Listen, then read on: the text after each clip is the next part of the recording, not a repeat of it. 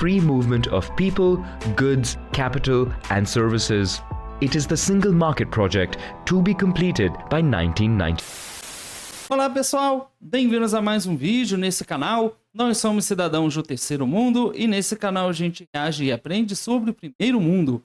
Nesse vídeo a gente vai reagir à União Europeia, um resumo no mapa. Então pedimos que por favor você considere se inscrever, ative as notificações e também faça mais sugestões aqui embaixo nos comentários. E agora vamos para a reação. The story begins at the end of World War II, as the European continent lies devastated, leaving the United States and the USSR as the two major world powers. Their growing rivalry marks the beginning of the Cold War.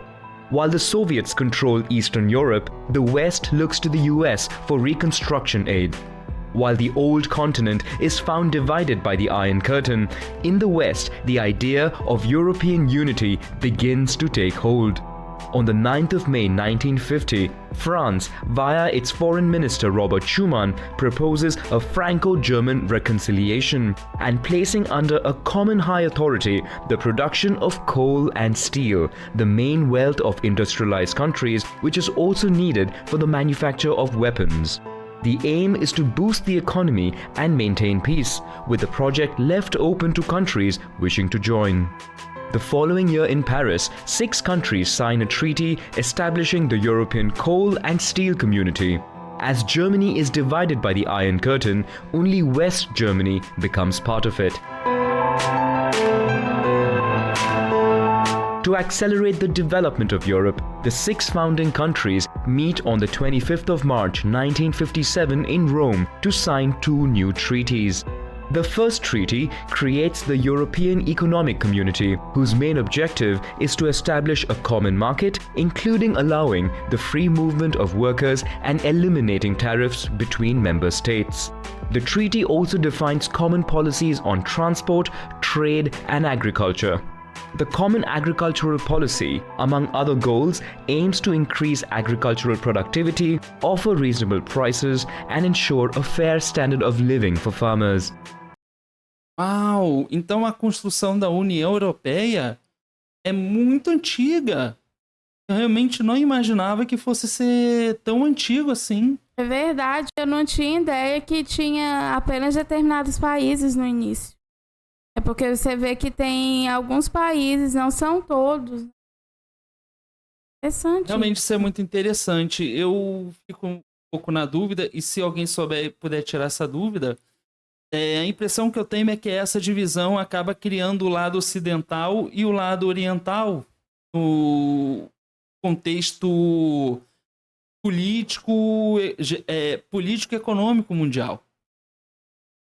The second treaty establishes the European Atomic Energy Community, coordinating civilian nuclear research programs. The Treaties of Rome enter into force in 1958, but it would take several years for its policies to be implemented. Many countries asked to join the communities, including the United Kingdom, but France, under the leadership of Charles de Gaulle, vetoes the accession request, considering the UK as too close of an ally to the United States. The institutions of the 3 communities are merged to enable more efficient functioning. There is now a single commission composed of commissioners chosen by the heads of state. Its role is to propose European laws in the common interest of its members. There is the Council, made up of ministers of the member states, and whose role it is to approve, modify, or reject the proposals of the Commission. There is the Parliament, representing the people of Europe, and which also gives its opinion on Commission proposals. Its power would increase over forthcoming treaties. Finally, there is a Court of Justice that rules over the legality of decisions taken. In 1967, the United Kingdom renews its request for membership, which France opposes a second time. With the removal of tariffs for industrial and agricultural products and the free movement of workers, the economic situation improves rapidly, prompting a new wave of membership applications. This time, negotiations go well, but in Norway, the population opposes the country's accession in a referendum. In 1973, Ireland, the United Kingdom and Denmark joined the community. In Paris, the heads of state and government come to an agreement to create the European Council. Leaders would meet at least 3 times a year to together define the broad guidelines of the community. South of the continent, after the end of dictatorships in Portugal, Greece and Spain, eu acho muito interessante porque a gente vê que essa união que esses primeiros países tiveram, ela ajudou os trabalhadores, porque estava permitindo a livre circulação, o comércio, e isso ajudou no crescimento econômico desses países.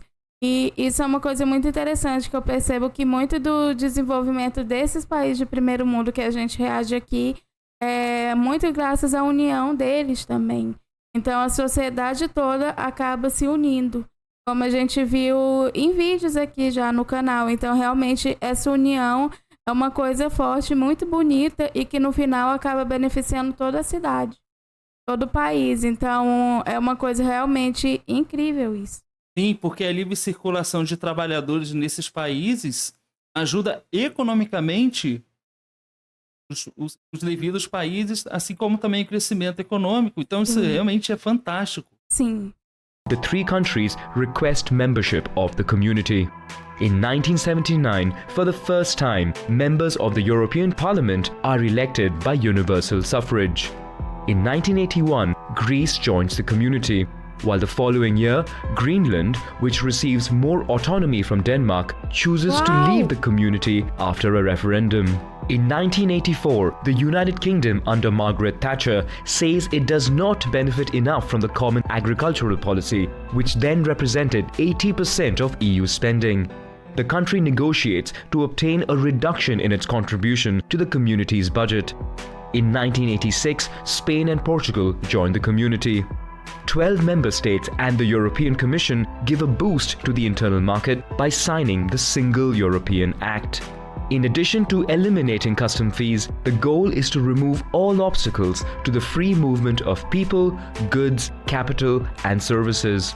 It is the Single Market Project to be completed by 1993. After the fall of the Berlin Wall, Germany is reunified. In the east, the USSR can no longer contain revolts and collapses, opening up new horizons for the community, which establishes contacts with the countries of Eastern Europe. On 7th of February 1992, European heads of state signed the Maastricht Treaty. The European Union is created and gets new powers. The treaty envisages an economic union and the future creation of a common European currency. All countries ratify the treaty, including Denmark, where 2 referendums and negotiations to be exempted from the common currency are required.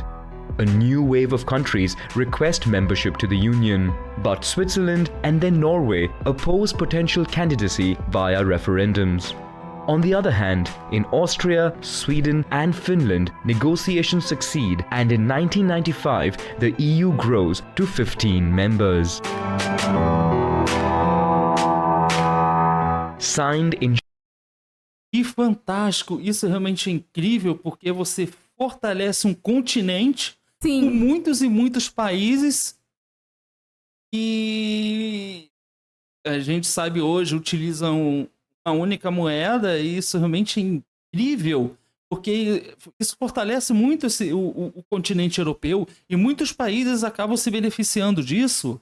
Verdade, eu acho fascinante, porque você vê que após a Segunda Guerra, a Europa estava num estado muito crítico. E então, assim, tinha muitos países que estavam numa situação ruim. E é incrível você olhar hoje e ver que os países estão super desenvolvidos, são muito ricos. Então, é um crescimento econômico muito rápido, em muito pouco tempo. E é muito interessante ver que o nosso país ele não passou por essas coisas e ficou para trás, simplesmente ficou para trás. E eles estão crescendo cada dia mais, olha isso. Isso é uma coisa muito louca, realmente, perceber, né? Schengen-Luxembourg. In 1985, the Schengen Agreement is gradually introduced from 1995. Its objective is to abolish border controls and therefore have total freedom of movement within the European Union. The agreement is incorporated into the European Union through the Treaty of Amsterdam. In addition, the Common Currency Project advances, which would be called the Euro. However, the United Kingdom, Sweden, and Denmark do not want it. The remaining member countries set up the European Central Bank. The euro was officially launched on the market in 1999, although the currency would be put into circulation only from the 1st of January 2002. As negotiations take place to enlarge the union, heads of state meet in Nice to try and improve the structure of the union. The outcome of the Treaty of Nice is considered mixed. 2 referendums are needed in Ireland for it to come into force. On the 1st of May 2004, 10 new countries are included in the European Union. All new members joined the Schengen area with the exception of Cyprus, as part of the island is controlled by the Turkish army since 1974. After the half-failure of the Treaty of Nice, the 25 heads of state meet in Rome to again try to streamline the functioning of the European Union. This time, they aim to create a constitutional treaty that would replace all existing treaties with a single text. This sparks heated debate across Europe. Fearing an overly powerful European Union at the expense of national sovereignty, the French and Dutch populations oppose the treaty via referendums. This triggers a period of reflection and in-depth consultation within member states. On January 1, 2007, Romania and Bulgaria joined the European Union. The same year, 27 heads of state signed the Treaty of Lisbon, which aims to strengthen and improve the functioning of the EU after enlargement. Notably, it is agreed that the EU's role is to promote peace, support sustainable development, fight against social exclusion and discrimination, and safeguard cultural heritage. The treaty is ratified by all states but Ireland, which holds a referendum and rejects it. Yet again, more negotiations and a second referendum would be needed in Ireland for it to take effect. The global economic and financial crisis has repercussions on the Eurozone, which enters a recession. After the rout of major European banks, many countries find themselves in difficulty. In particular, Greece, part of whose public debt has been kept hidden with the help of consultants from the Goldman Sachs Bank. The country is forced to ask for financial aid from the Eurozone and the IMF, in exchange for which it must implement austerity measures. Ireland, coming to the aid of its banks, also sees its public debt explode. But the country does not want to ask for aid from the Eurozone, fearing it may in return be forced to raise its low corporate tax rates. The country finally receives aid all the same, in exchange for which it must adopt a strict plan. Subsequently, Portugal, Greece a second time, Spain, and then Cyprus obtains financial aid from the Eurozone, while almost everywhere on the continent, austerity plans are put into place. In 2013, Croatia joins the European Union. At the borders of the continent, the so-called Arab Spring creates instability in many countries.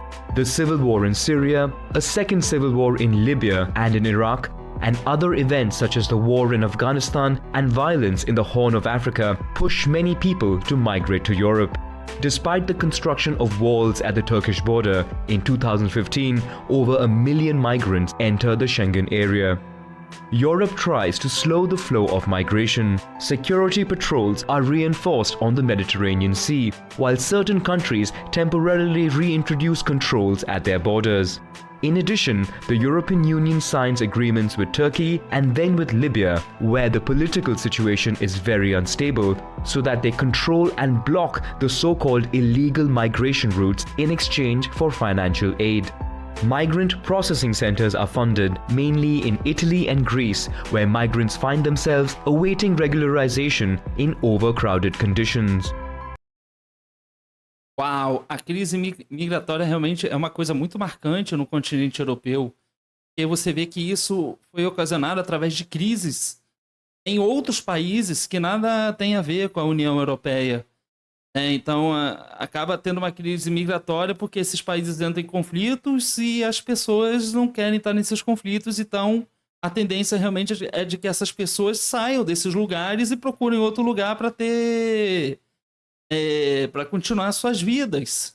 Isso realmente é uma coisa muito complicada na Europa, porque a crise migratória é algo que traz muitos problemas, né? Verdade, e as pessoas que acabam fugindo desses lugares, muitas estão em uma situação realmente extrema e acabam vendo no continente europeu, né, nesses países que são muito ricos, uma oportunidade de estar melhorando de vida. Porque são países que oferecem muitos benefícios para a população, muita segurança. Então, acho que isso acaba fazendo com que as pessoas busquem refúgio lá, né? The migration crisis divides European countries and fuels the rise of nationalist and Eurosceptic parties. In June 2016, the United Kingdom, through a referendum, votes in favor of leaving the European Union. The country then enters long and difficult negotiations with the European Union to define the conditions of their withdrawal. After numerous failures, an agreement for Brexit is finally reached, and the United Kingdom exits the EU on January 31, 2020. While the UK no longer has any decision-making power in the bloc, it continues to contribute to the European budget and receive funding at least until the end of the year. By this deadline, it is meant to negotiate future agreements with the EU, in particular concerning customs duties, free movement, the status of Europeans living in the United Kingdom and vice versa, and the status of the border that separates Ireland from Northern Ireland. After the departure of the United Kingdom, the European Union has 27 member states with a population of about 450 million. Negotiations are underway for the accession of new countries, mostly in the Balkans. Negotiations for Turkey's accession, which started in 2005, are stalled. 19 countries are members of the Eurozone, while 6 other countries have adopted the Euro without being a member of the Eurozone or the EU. Finally, the Schengen area now comprises 26 states, including 4 non-members of the European Union, with Cyprus, Croatia, Bulgaria and Romania expected to integrate soon. Incrível! É fantástico. Me surpreende muito. E em outros vídeos a gente já fez essa observação que eu vou fazer novamente nesse vídeo, que é o fato realmente da Europa sempre está buscando melhorar a vida, né? Os países, o continente europeu, sempre que acontece alguma coisa muito séria, eles tratam de resolver isso da melhor maneira possível. A gente consegue perceber aqui que alguns países acabam não aderindo à União Europeia. Isso me surpreende, que eu achei que países que estavam na União Europeia não estão. Eu achava que esses países estivessem, mas na verdade não estão. Isso me surpreende muito. Eu também fiquei surpreendido com isso. Mas é muito interessante que mesmo assim exista um acordo entre esses países, de alguma maneira, inclusive com o uso da moeda do euro. Então isso é muito interessante porque, acima de tudo, a prioridade sempre vai ser o bem-estar dos seus cidadãos, a melhoria dos países. Então, por isso, é realizado resolvido através de uma certa questão diplomática ali, que é uma conversa entre os países. Isso realmente é impressionante. Realmente é impressionante. Eu acho que toda essa união deles e uma coisa que fortalece a economia e que ajuda no crescimento de toda a sociedade é uma coisa que faz com que o continente europeu seja, se não for o mais, é um dos mais poderosos. Porque realmente é muita riqueza que os países têm. Então é uma coisa impressionante mesmo ver como algo tão bonito foi construído. Realmente é uma coisa incrível. Realmente é fantástico. Mas essa foi a reação desse vídeo. Portanto, aproveite a oportunidade, considere se inscrever em nosso canal, clique no gostei, compartilhe esse vídeo, faça mais sugestões nos comentários. Muito obrigada por assistir esse vídeo e nos vemos na próxima reação. Tchau! Tchau!